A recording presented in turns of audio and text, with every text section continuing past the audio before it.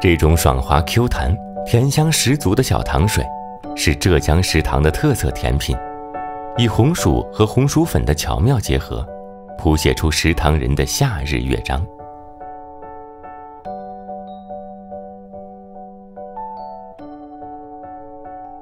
浙江温岭东南沿海处的石塘镇，以红薯为主要农作物。当地人把红薯制成的粉块叫做山粉，是家家常备的食材。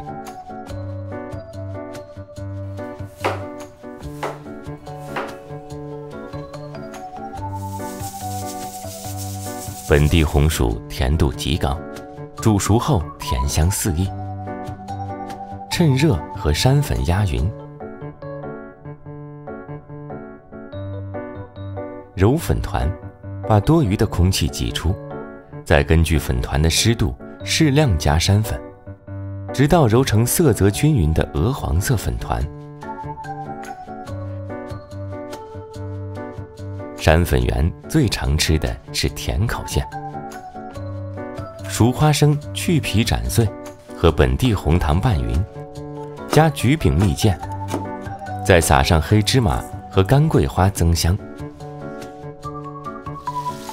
也有咸味的，煸香大蒜，倒入半肥半瘦的猪五花煸炒，用老酒、生抽调味，关火放凉，加上青蒜末、花生碎、芝麻油拌匀。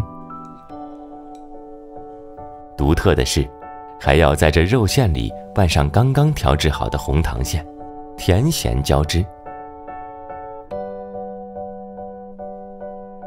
醒好的粉团揉匀，揪一块剂子搓圆，用食指按出个窝，填满馅，